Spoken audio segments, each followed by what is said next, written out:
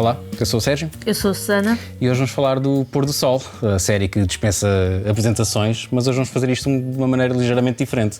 Sim, temos connosco o realizador, o Manuel Pureza. Olá, Manuel, como estás? Olá. Tudo Olá. bem? Tudo bem? Olha, Tudo ótimo. antes de mais, muitos parabéns pelo sucesso do Pôr do Sol e pela renovação. Já temos aqui a confirmação que para o ano estás cá de novo. Temos mais. Perfeito. Sim. Foi uma surpresa. Estávamos todos com muita fé que a coisa acontecesse, mas parece-me que até foi mais do que isso. Acho que foi um entusiasmo gritante de toda a gente e nós estamos cá para tentar não baixar a fasquia, pelo menos. Pelo menos não baixar a fasquia. Estou curioso. É muito fácil cair, não é? É muito fácil cair. Só uma curiosidade, vais continuar com os mesmos personagens? Vai ser a continuação da história? Vai haver uma batalha das bandas sim. com os Jesus Cristo e os Lordes da Mocada. Olha, eu posso-vos adiantar que é muito difícil largar estas personagens, não é? É muito difícil mesmo largar estas personagens. Mas mais do que isso, eu acho que agora partimos de um terreno comum, espectadores e equipa, que é, nós já estabelecemos um código em conjunto, não é? Ou seja, o público já aceita determinadas coisas e nós já arriscamos fazer essas e mais outras. Boa. Se será uma continuidade da história? A história ficou por contar algumas coisas. Ficou por contar algumas coisas.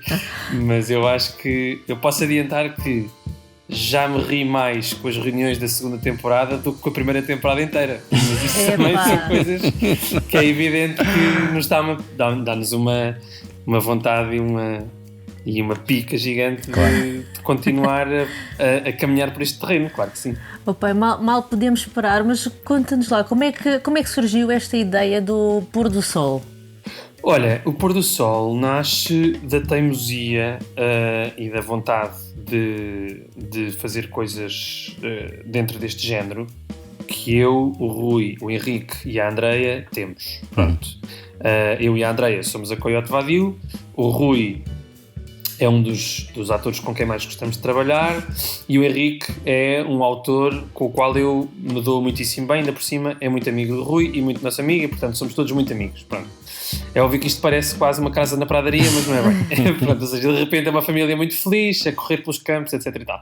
Sim, em boa verdade o que acontece é, isto vem no seguimento de um primeiro trabalho em conjunto com o Desliga a Televisão, que de repente não é renovado, não é? Também é um produto um bocadinho difícil de ver semanalmente em vez de ser diariamente. Eu acho que devia, a RTP reequacionou um bocadinho a sua estratégia no limite daquilo que pode com o Pôr do Sol quando testa esta coisa diariamente, porque as pessoas habituam-se.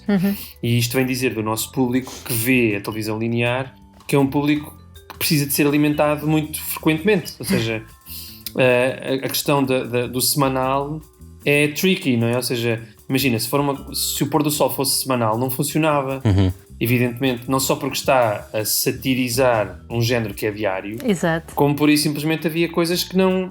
Enfim, tu esqueceste e nós não gostávamos muito de repetir o sketch fantástico do Bruno do Previously on Pôr do Sol. Pronto, mas quase que dava vontade, não é? Nós inicialmente começámos por pensar que ia ter uns recaps, mas depois percebemos que o diário não fazia sentido. E portanto vem no seguimento disso, ou seja, o Desliga a Televisão não é renovado, por questões que nos foram alheias, no sentido em que na altura aquilo era uma produção da Fremantle, portanto não era produção da Coyote, eu estava apenas como coordenador do projeto, o Rui como ator e o Henrique como autor, juntamente com o Pombares e com o Roberto.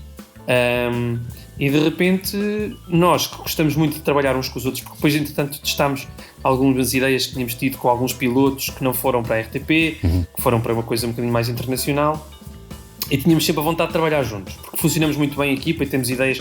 É um bocado aquela ideia do um diz mata, outro diz fala, né? Pronto, como somos 4, um diz mata, outro diz fala, o outro diz despe, o outro diz torcida, enfim, o que vocês quiserem. Mas acaba por ser um bocado essa lógica e, portanto, vem no seguimento disso. Um dia em dezembro do ano passado, eu insisti muito com o Henrique e com o Rui, para termos ideias para qualquer coisa, e de repente o Henrique saiu-se com a escrita de um trailer que eu decidi, entre aspas, nós os 4 decidimos que devia ser uma coisa, em vez de apresentarmos dossiês à RTP ou seja quem for, decidimos fazer um trailer. Pronto, então durante um dia e meio filmámos um trailer do Pôr do Sol, que está só disponível para nós não podemos disponibilizá-lo porque tem imagens que não são autorizadas. Fomos roubar a vários sítios. Depois manda-se o Mas a link, verdade é que nem a fizemos gente isto não num conta a dia, ninguém. Depois manda o link. Pronto, e depois rapidamente trancámos o José Fragoso numa sala, ele na sala dele, nós na nossa, porque estávamos em Zoom, e o Zé insistiu muito que nós mandássemos por e-mail e nós decidimos definitivamente que não íamos mandar nada por e-mail. Fizemos uma reunião Zoom, como agora é muito habitual, né? E mostrámos-lhe os 5 minutos de trailer e ele disse, pá, quero. Queremos não sei quantos episódios, nós temos de refriar um bocado o ânimo, porque, pronto, refriar um bocado o ânimo porque somos bastante realistas de que estas produções são arriscadas.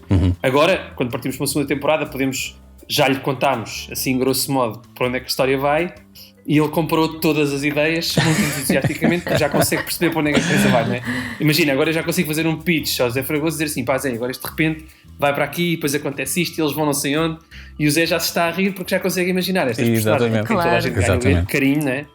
Envolvidas noutras coisas que eu não posso revelar. Eu acho que há ali um equilíbrio que vocês conseguiram muito bem entre o humor e depois o tempo de cada episódio, aqueles 30 minutos, que eu acho que são o tempo perfeito.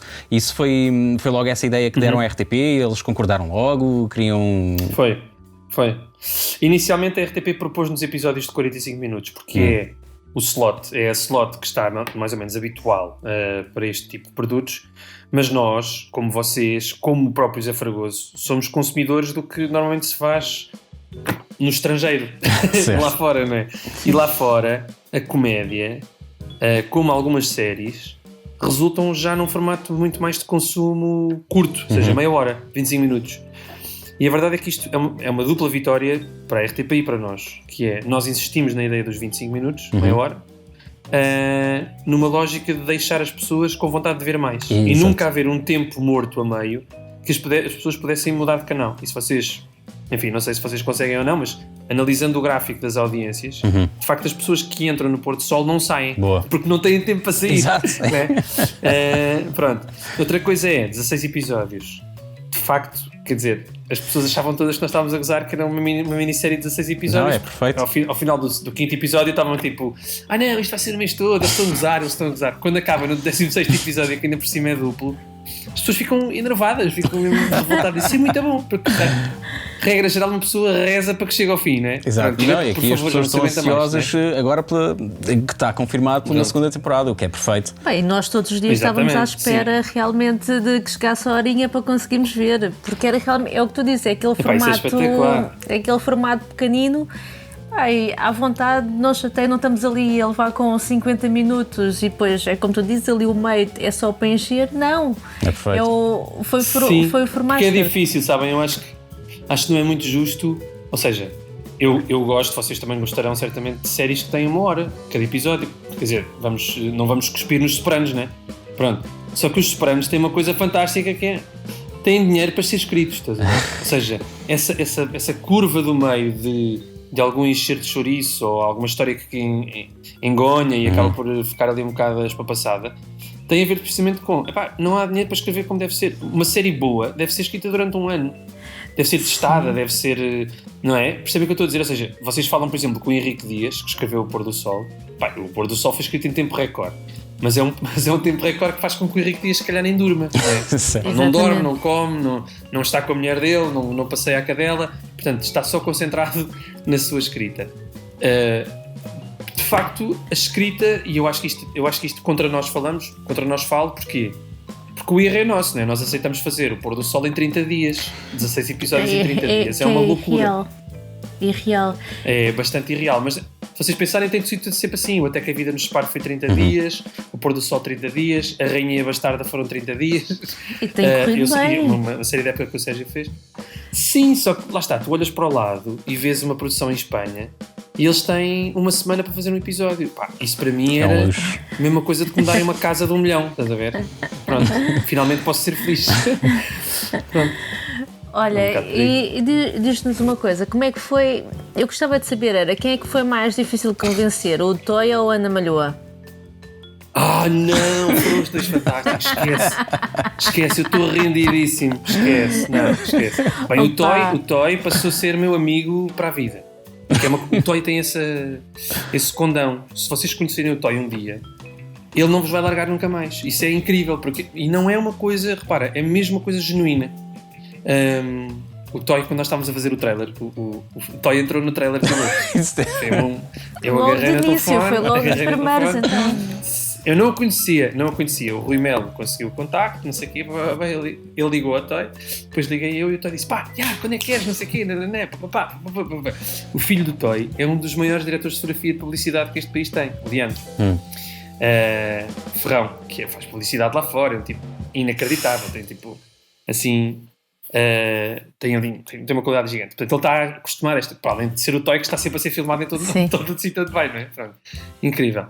A Ana Malhoa foi inacreditável. Foi super fixe, tranquilíssima. Tivemos de tapar as tatuagens todas, ela estava toda porreira, não sei o quê. A minha assistente de realização, a Maria João Matos Silva, é a doppelganger da Ana Malhoa, é igual a Ana Malhoa. E de repente conseguimos finalmente, passado não sei quantos anos, juntar as duas. E são de facto iguais. O que eu fiquei muito espantado é que a Ana Malhoa é muito pequenina, é muito baixinha. Ela tem aquele power, tudo assim, de repente é uma pessoa baixinha. Ela é inacreditavelmente querida, super disponível, divertiu-se bem, pôs toda a gente a rir, foi espetacular. Depois trocámos mensagens numa de espetacular, obrigado. Obrigado foi incrível, nunca tinha passado por uma cena destas, brutal, blá, blá. E de repente assim, estou a trocar mensagens com a Ana Malhoa, é mesmo verdade. Eu estou em casa a trocar mensagens com a Ana Malhoa, alguém está a ver? Pronto. E com um imenso orgulho, imenso orgulho. Para além dela, tivemos, não sei, o Diogo Pissarra, o Fernando Daniel. A lista é tão grande, e eu digo que nós, quando vimos o nome da Ana Malhoa nos créditos finais, nós, ela ainda não apareceu, e depois andávamos a cada episódio a ver se percebíamos quando é que ela vinha. E não, a cena mais fixe, o pessoal ficou chateado. O que é só isto? Ana Malhoa é só isto? Porque foi realmente um bocadinho, e quando ela aparece, nós não percebemos imediatamente que era ela. Exato. Só que é de género, esta polícia aqui, qualquer coisa, isto vai virar. Quando ela tira o chapéu e faz, pessoal, bora, festa! Senhora Inspetora? Sim? Os homens estão a pedir se podem pôr um bocadinho de música. Baixinho, por respeito à vítima. Bora, pessoal! Festa! E ela é que tinha a cena toda, ela estava super bom. fixe para fazer a coisa e pronto, e depois de repente, havia mais não sei quantos nomes, não é? Claro que havia mais não sei quantos nomes, mas é engraçado que estes são aqueles que se atiram de cabeça, sem pensar. E eu acho que, às vezes corre muito bem, outras vezes corre muito mal, e a verdade é que correu sempre muito bem aqui, e acho que para eles também, não é? De repente toda a gente fala do pôr do sol, e o pôr do sol ganha uma credibilidade épica, não é? Quer dizer, nós temos, eu tive... Entre outras pessoas, o secretário de Estado para o cinema, o Nuno Artur Silva, ligou-me a dar os parabéns e não sei o quê. Ou seja, isto de repente chegou... De repente uma série de humor, nonsense, credibiliza uma série de outras coisas. Certo. Tal como já aconteceu, tal como o Último a Sair também. O Último a Sair foi uma coisa menos linear, não é? Ou seja, não funcionou tanto na televisão, funcionou mais como fenómeno de culto na net. Mas vocês lembram-se do Diário de Marilu, não é? De repente, eu tenho o Diário de Marilu na cabeça desde o início até ao fim. Aliás, eu tive para fazer uma homenagem sentida ao Diário de Marilu, que é quando a Matilde está a ver o seu álbum de fotografias, eu tinha uma folha e ela passava com a mão assim e a folha não saía, como faz o genérico do Diário de Marilu, não é? Só que depois pensei que era a única mega hiper referência, apesar de haver outras descaradas, mas pronto, acabámos por não usar. E depois quando o Herman escreveu sobre a série, eu sou fã incondicional do Herman. Então conta-me mais sobre a Coyote Vadio, que é a produtora que tu fundaste, juntamente com o André Esteves. Nasceu de alguma necessidade de como é que eu vou dizer isto? De criar os projetos que tu querias mesmo fazer, sem qualquer castração criativa, por exemplo?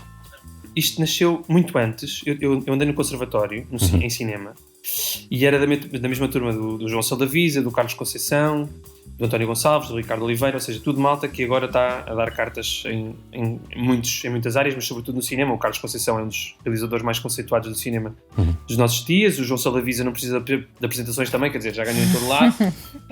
A Nádia Henriques é a melhor art director que este país tem ou uma das melhores art directors que este país tem para cinema. Enfim, há uma série de figuras que faziam parte da minha turma. E na altura, em 2002, nós organizámos uma coisa chamada Uzi Filmes. E a Uzi Filmes era um Não é estranho, não. coletivo armado. É. Sim, fizemos uma série de curtas e uma série de videoclipes, sobretudo dos Pontos Negros, dos Macacos de Chinês, porque o Vasco Viana também fazia parte, enfim. Pronto, fizemos assim uma série de coisas. Eu ganhei uns prémios com umas curtas, prémios bem diferentes, depois entramos no Motel X, enfim, Exato. o primeiro Motel X de todos, a primeira curta portuguesa era minha e vinha no seguimento da Uzi Filmes, mas pronto, a Uzi Filmes surgiu nessa altura como coletivo de alunos de cinema que não queriam ficar parados pela escola. Pronto. E tínhamos 20 pessoas, era só um exagero.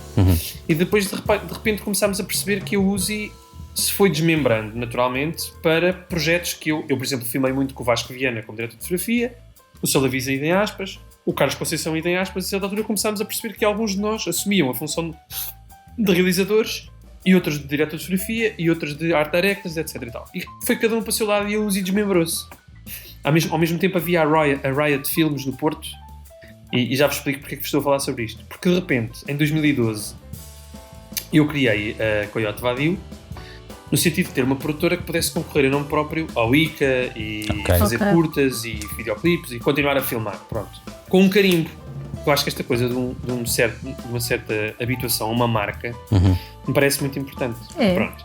E de repente a Coyote de repente agora, se vocês sobretudo porque estão a falar comigo, mas há muita gente que já de repente, Coyote Vadio, já ouvi falar sobre isso. Já ouvi falar destes gajos.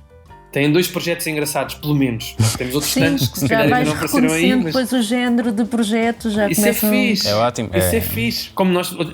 A Wild Bunch, né? O gajo olha para a Wild Bunch e diz assim, A24, por exemplo, começas logo a associar A24, a Band Apart. Começas logo a associar o tipo de produto à produtora.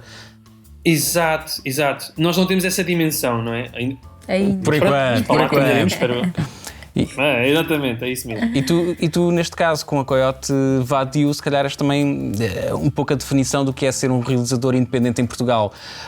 Como é que tu vês a parte de... o quão difícil é que é conseguir financiar os projetos que tu queres mesmo fazer? Repara, os projetos têm a sua especificidade, né? Repara, por exemplo, eu durante muito tempo fiz curtas. Pé de chinelo, sem dinheiro, ninguém financia curtas, convenhamos. Ninguém, no seu perfeito juízo, diz assim, que projeto tão giro, vou meter 1000 euros. Não vai acontecer, não vai acontecer, desenganem-se. Portanto, temos de seguir todo o exemplo do Almodóvar, que é, o primeiro filme fazes à pala, convences não sei quantas pessoas. O segundo pagas a metade. E o terceiro começas a pagar as pessoas ou então nunca mais filmas. Pronto. O Almodóvar diz qualquer coisa parecida com isto. Mas em boa verdade, são projetos diferentes, porque repara, eu durante muito tempo fiz novelas como realizador para poder financiar as minhas curtas. Ou seja, eu ganhava muito bem como realizador, parte do meu dinheiro ficava na empresa e a empresa conseguia ter dinheiro para financiar curtas, pelo menos. Pronto, não é? Quando foi o caso do Linhas de Sangue, foi uma loucura, né? Linhas de Sangue havia 0 dinheiro e de repente tínhamos bastante dinheiro. E esse bastante dinheiro foi porquê? Porque de repente eu sou um bocado obstinado e acho que quando meto numa tem de ser até ao fim. Pronto, então eu quero fazer este filme. Ok, não tenho dinheiro. Então, o que é que estava a dar na televisão nessa altura? O Shark Tank português. Então eu fui para a porta de cada um dos Shark Tanks, pedir-lhes dinheiro e dizer assim, tenho aqui uma ideia espetacular, que é os Monty Python a fazer o Top Secret. O Top Gun, aliás. E de repente os gajos, ok, tal, isso é porreiro, tal. Pronto, começaram a tentar investiram. Pronto, não ganhámos dinheiro com isso. Mas lá está. Agora, eu não acho de todo que se consiga sequer falar de uma produção independente em Portugal. Isto porquê? A produção efetiva de cinema está dependente de financiamento estatal. É raro o mecenas que aparece e que financia. E, sobretudo, não há caso, diria, nenhum, de um financiamento meramente privado que resulte num grande boom. Não há. Pronto, ou seja, evidentemente que poderia haver um caso de um sucesso comercial, mas nem isso chega, porque as pessoas... Repara, tu tens 1 milhão de pessoas a ir ver o Velocidade Furiosa 19,5, não é? Mas depois ninguém vai ver o Montanha, não é? Do Salavisa. Ninguém vai ver... As pessoas de repente faz-se uma grande festa porque conseguimos, já não sei, 200 mil pessoas a ver ou 300 mil pessoas a ver o Variações, que é um filme incrível. Não é? Sim. As pessoas vão, 1 milhão delas vai ver o Velocidade Furiosa, não vai ver o... Pronto. E é logo portanto, para ir nas primeiras semanas, é logo... Exato. Uma coisa que por acaso nos surpreendeu porque, por exemplo, tu falaste agora do Linhas de Sangue, que nós só descobrimos Sim. este ano.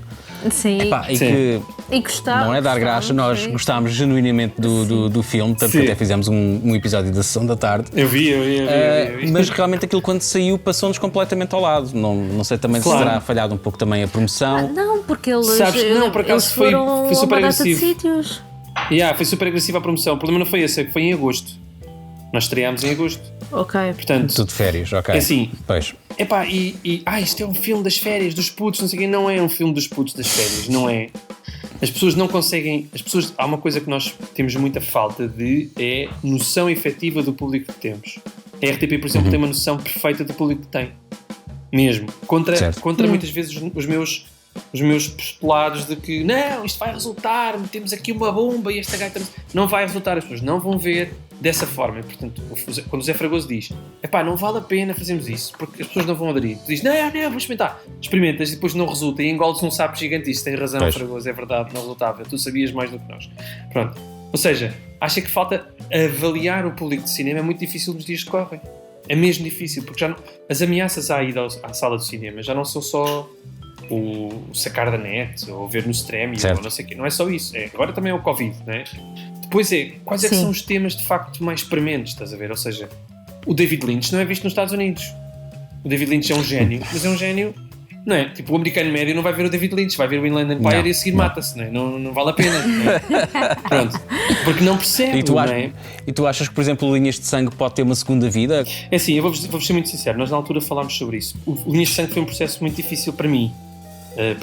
Precisamente porque eu estava à espera de uma reação espetacular como vocês tiveram no vosso episódio, que eu fiquei-vos muito agradecido por isso. Eu não vos conhecia, portanto de repente digo assim, já não sei porquê, procurei, porque acho que queria ver qualquer coisa da ficha, já não sei, enfim, fiz uma pesquisa, dei o vosso episódio assim, pessoas que estão a dizer bem disto, tipo, desbragava, incrível, olha, tipo, estas pessoas são da minha tribo, que engraçado, pronto, estas pessoas podem ser minhas amigas, pronto, e de facto foi um processo assim um bocadinho complicado, porque de repente é muito fácil, quando num grupo de 10 pessoas, uma pessoa diz mal, e diz mal injustamente, consegue contaminar outra, e duas pessoas a dizerem mal injustamente, há muita coisa que é justa e precisa na crítica que se faz ao filme. O filme está longo, o filme não tem assim uma ligação assim muito consensual entre as histórias, enfim, pode-se apontar uma série de coisas, mas tecnicamente é impossível apontar a dedo.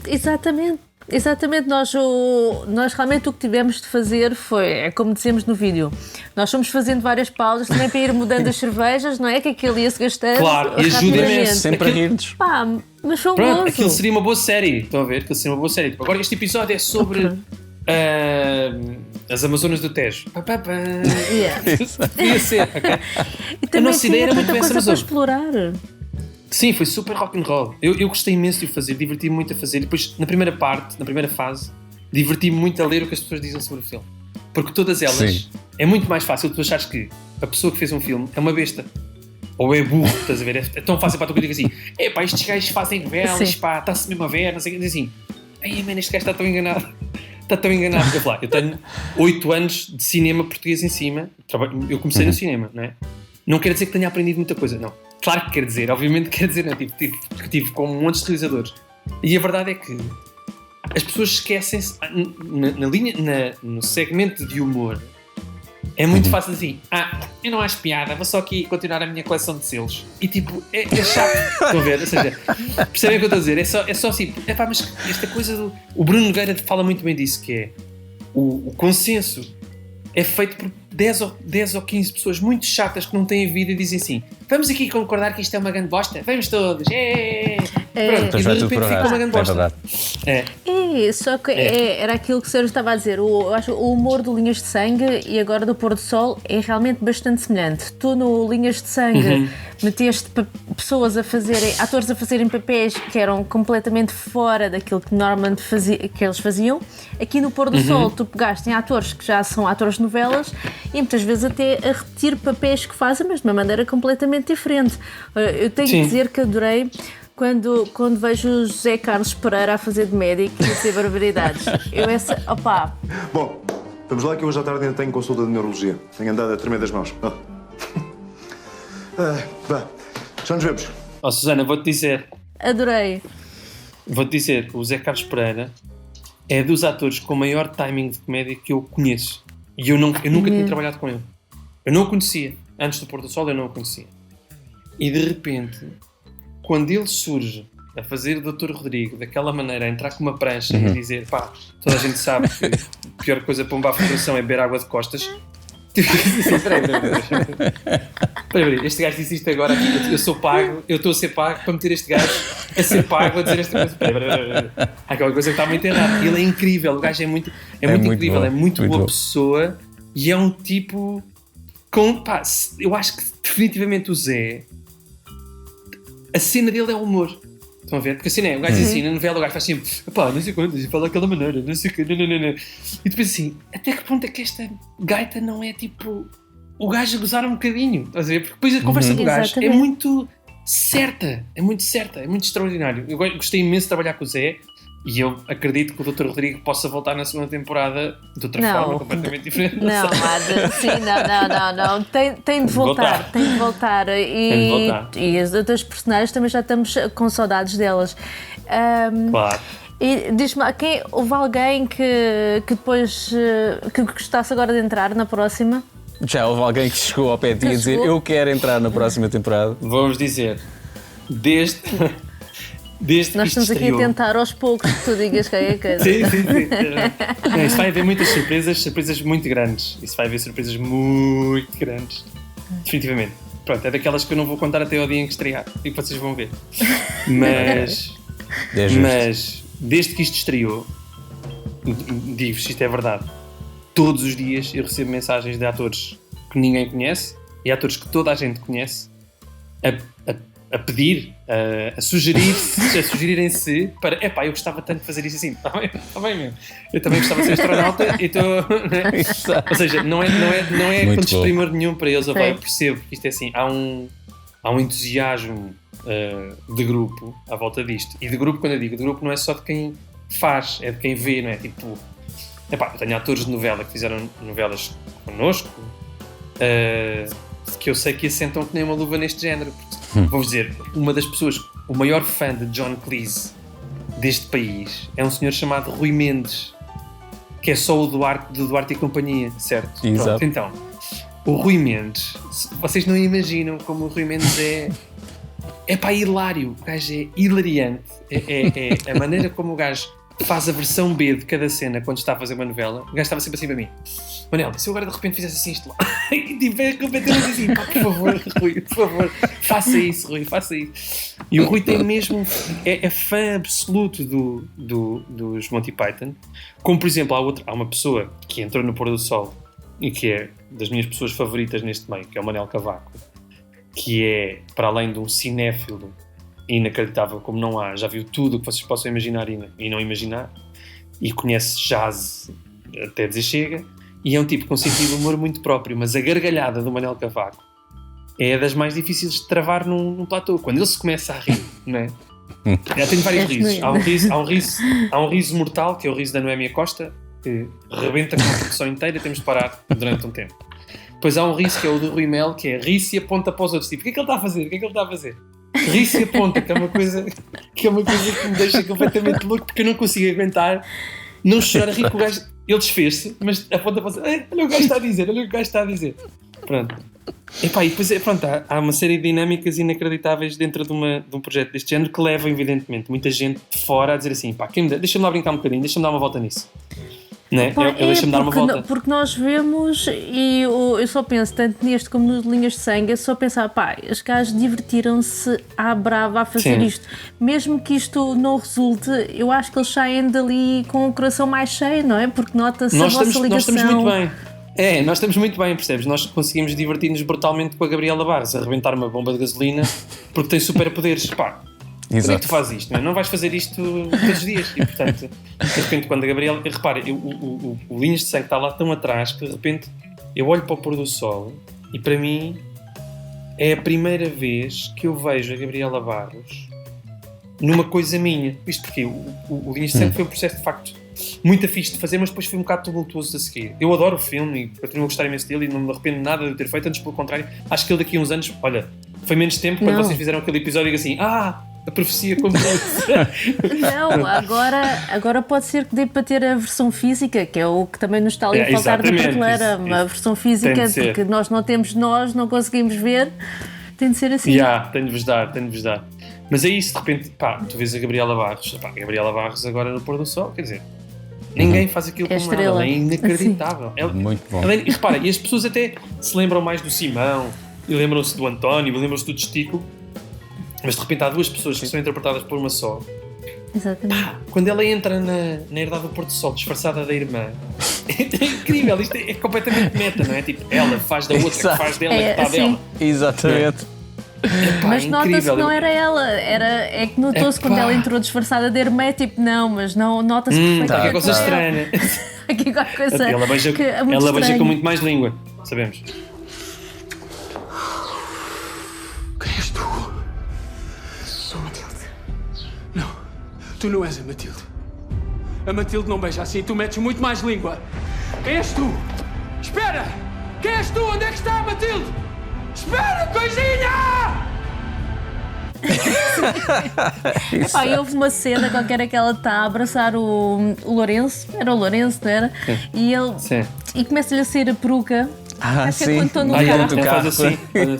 Faz assim e ela ainda fica. Está muito bom. Sim, isso foi daquelas que eu não cortei naquela de isto acontece em todo lado.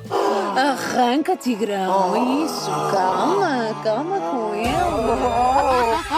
E o que é que estás a fazer agora? Sei que estás a rodar ou acabaste de rodar um filme? Sim, Os Infanticidas?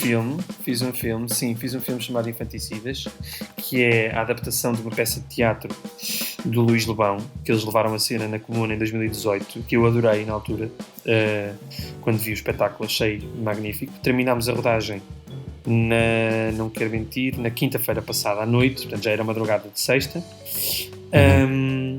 Vou agora fazer umas coisas para Angola, é um programa de humor também, e depois vou começar a pensar noutras coisas. Sim, não só, ainda há mais umas coisas aí para... Há aí umas coisas a pairar que eu não posso falar ainda muito, mas pronto, vamos fazer a mesma lógica. Então, mas nós vamos estando atentos ao teu Instagram. Isso acho muito bem. Certo. Umas pérolas. Sim, porque nós também estivemos a rever e vimos que já em dezembro já andavas a publicar teasers sem dizeres o que é que era ao pôr do sol, vê-se mesmo que não aguentas. Exatamente. E queres mesmo dizer. Quem estiver atento vai apanhando assim pequenas pistas. Sim, isso é muito fixe. Sabes que uma coisa que a mim me agrada muito é, eu nas redes só ponho praticamente aquilo que estou a ver de filmes, porque adoro partilhar aquilo que ando a ver de filmes, ou de espetáculos, ou livros, ou coisas, e só ponho trabalhos que estou a fazer. E a ligação com as pessoas que veem as minhas redes, eu não sou um gajo das redes, eu não gosto muito de... Sinceramente, não é muito a minha cena. Porque às vezes dou para mim naqueles... Vocês sabem como é que é? Tempos de ócio que estás tipo scroll. E passaram 3 dias. E de repente vocês não fizeram nada, passaram 3 dias, vocês estão a fazer scroll. Pronto. E portanto, prefiro... Mas há uma coisa mesmo interessante que é, com esta coisa do pôr do sol, e até mesmo antes, no Até que a Vida nos separe, há pessoas que eu percebi que de repente seguem o trabalho e seguem as histórias. Isso é muito fixe, porque isso cria uma ligação. Eu gosto dessa coisa de proximidade, que é, se houver alguma pergunta de alguém que tenha visto uma série e não tenha gostado, não sei quem, que de repente me mande, eu faço questão de responder pela simples razão que acho que é eu não tive isso com as séries de que gosto. Pois. Estão a ver? Exatamente. As séries portuguesas de que eu gosto. Eu não falei com... não falei na altura... não falei com a equipa que fez o Duarte e companhia. Não falei. Tu podias mandar uma carta e ela podia ficar perdida, não ias diretamente à pessoa. Por exemplo, eu lembro-me quando era miúdo, eu trabalhei há poucos anos, trabalhei com o Diogo Infante pela primeira vez. Quando era miúdo, fui ver o Sexo, Drogas e Rock'n'Roll a Coimbra, porque eu sou de Coimbra. Fui ver o Sexo, Drogas e Rock'n'Roll a Coimbra. Escrevi-lhe uma carta no final do espetáculo para lhe dar. E ofereci-lhe um CD da minha banda. Ele nem sequer falou disso, nem nunca vai falar, não é? Mas percebem aquela coisa de... É bem da fora, porque eu acho que essa ligação é muito importante na sede de partilha e de fazermos coisas em conjunto. De repente esta coisa, pronto, para mim é muito fixe. Acho isso muito fixe. Olha, e por acaso também seria interessante que começássemos a ver realmente uma maior ligação do público com o produto feito cá em Portugal, produto de cinema e também produto de televisão. E é bom porque não pode ser só as cenas do estrangeiro, não pode ser só a porcaria do Cidade Furiosa. Eu estava a ver a cena do... Há bocado estava alguém a pôr, acho que foi a Telma. A Telma aconteceu-nos neste projeto. A Telma que tem a loja do Forevers and Evers. não é? Sim. Ela lançou Forevers and Evers porque entrou em contacto connosco, foi espetacular. Eu nunca tive com ela, ainda não tive com ela. A Andrea já teve com ela, mas eu ainda não tive com ela, não a conheço, só falei com ela ao telefone. Isto foi uma loucura, de repente aparece o Forevers and Evers e a loja, e de repente agora hoje havia um youtuber qualquer no Twitch com o boné do Quem Matou o Narciso. Estão a ver? Incrível! Porque o realmente Pôr do Sol ele tem uma data de frases míticas, tal como Linhas de Sangue tinha. Que também podiam fazer algumas t-shirts. Montes de t-shirts. E diz-nos uma coisa, tem assim algum filme que tu achas que seja obrigatório vermos? Um filme que não tem de ser um filme que tu gostes muito, mas algo que seja assim quase obrigatório.